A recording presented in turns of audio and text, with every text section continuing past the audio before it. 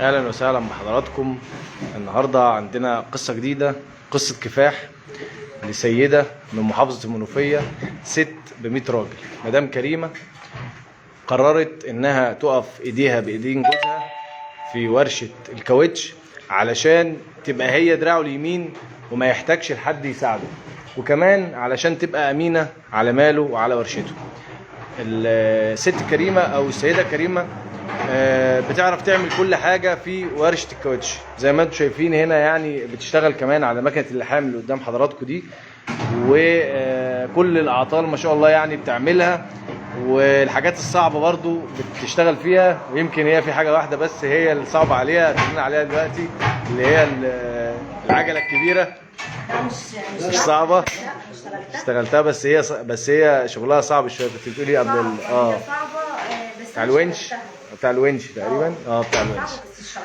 طيب بنرحب بحضرتك الاول، يعني عرفينا بنفسك، ويعني قولي لنا الشغلانه دي اتعلمتيها امتى وبدات فيها ازاي؟ انا كريمه يسري. الشغلانه دي اتعلمتها بقالي 4 سنين بالظبط. اتعلمتها من جوزي.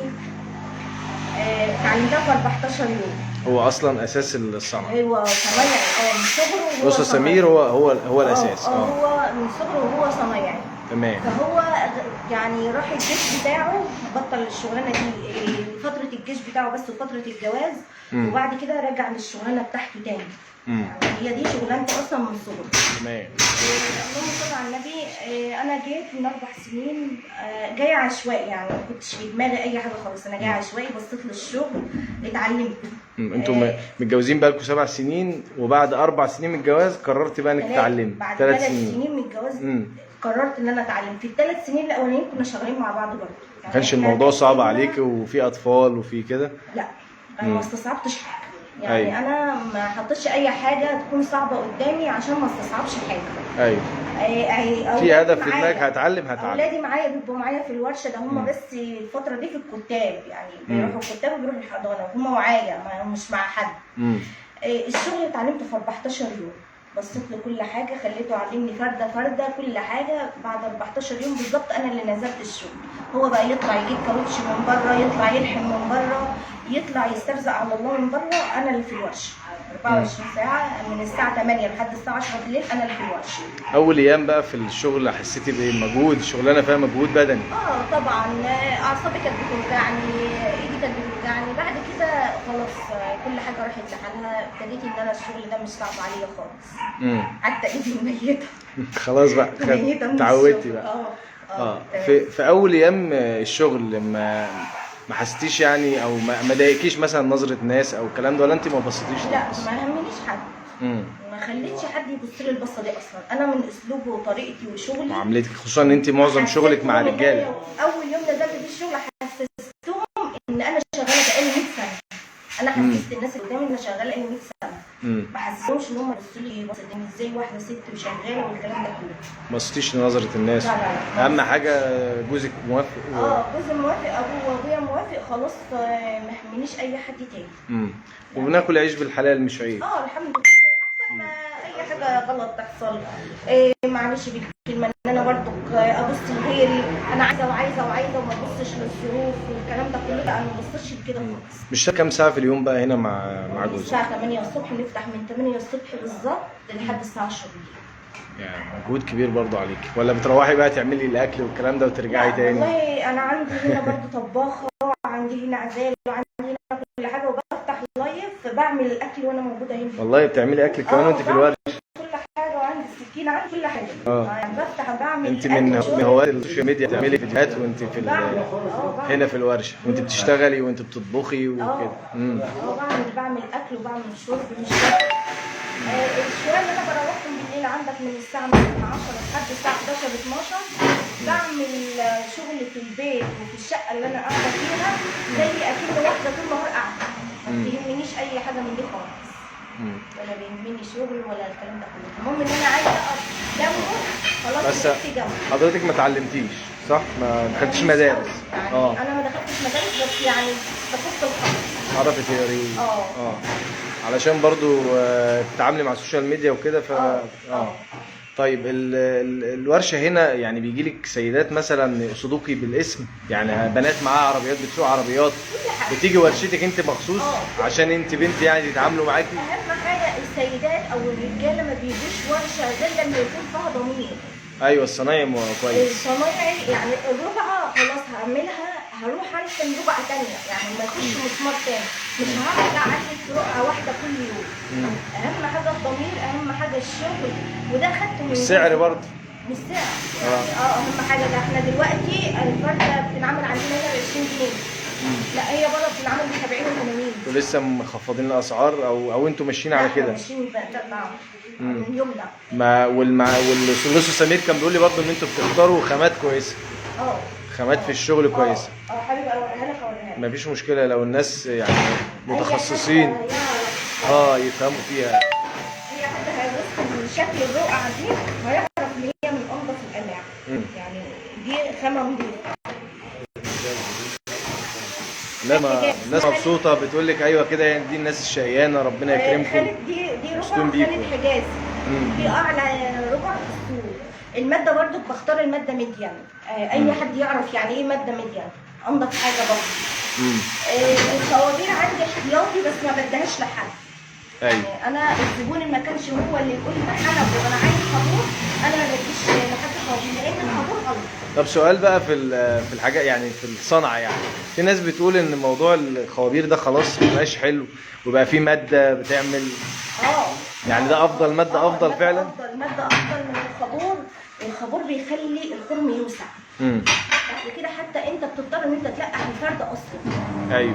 حتى ساعات تعملها مكوه تنفع مكوه وساعات ما تنفعش معاك. يعني فعلا الماده افضل. الماده افضل.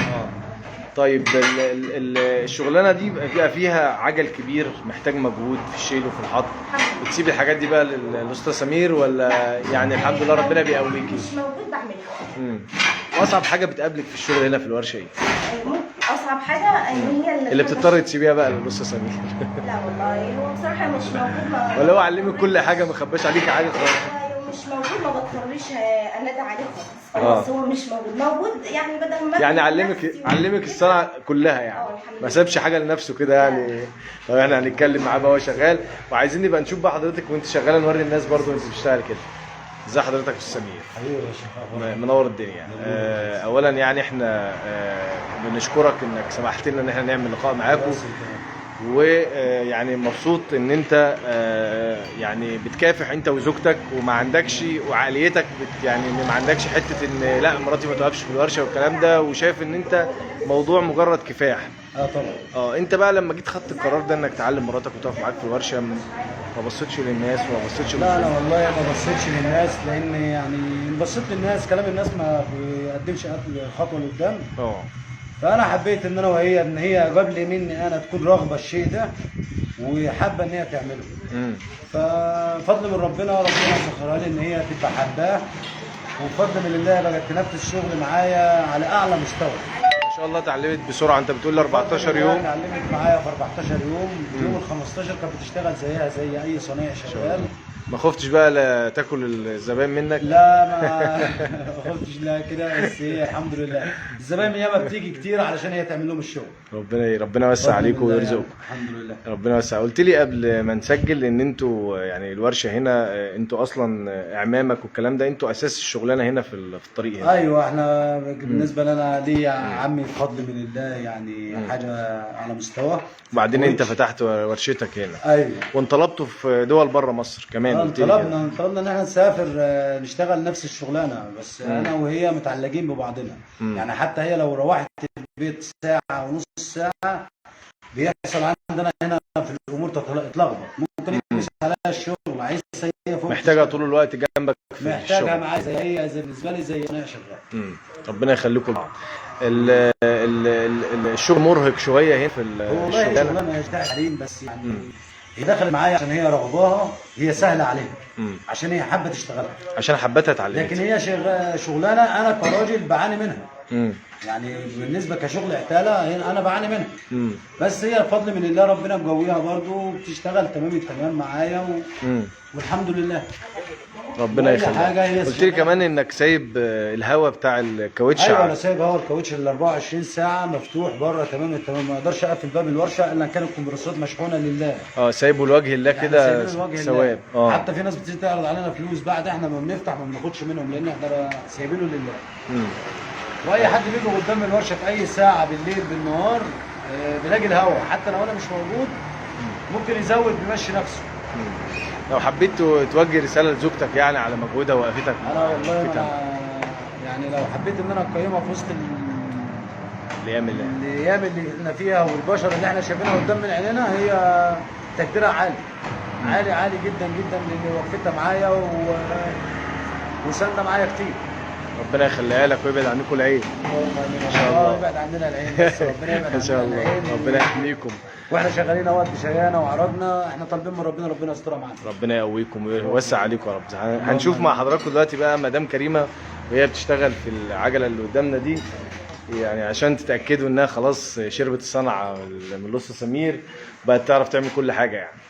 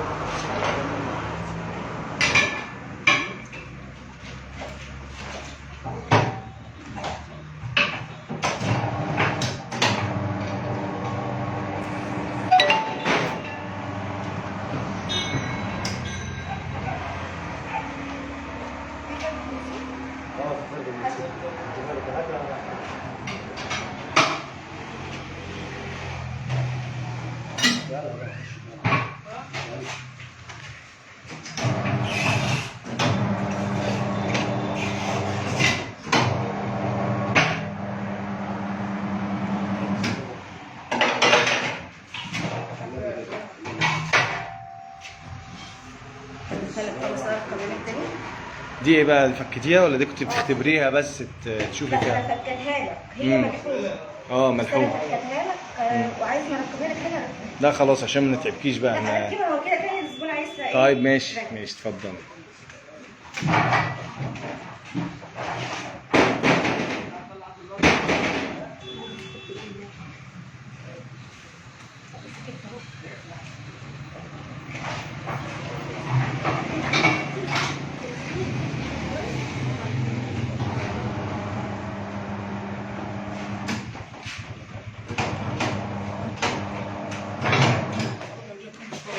دي فردة بتاعت نقل على فكرة. دي فردة نقل تقيل.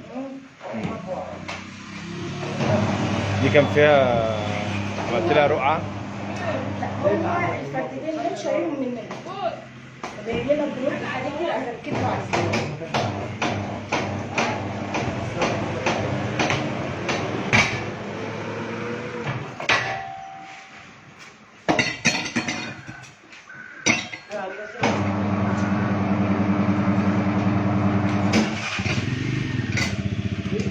شوفوا بس عايز ايه.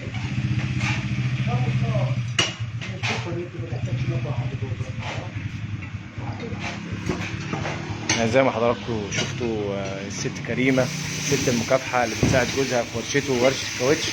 يعني قدام حضراتكم هي شغاله هنا من 8 ل 8 ل 10 مساء كل يوم، بتعمل اكلها وشربها هنا في ورشه الكاوتش. قررت تساعد جوزها علشان ما يحتاجش لحد. اتعلمت الشغلانه ما شاء الله، اتعلمت الشغلانه بسرعه، يعني 14 15 يوم ونزلت وقفت مع جوزها ومش مقصره في الشغل مع جوزها. بشكر حضراتكم على طول المتابعه، استنونا في بث مباشر جديد، والسلام عليكم ورحمه الله.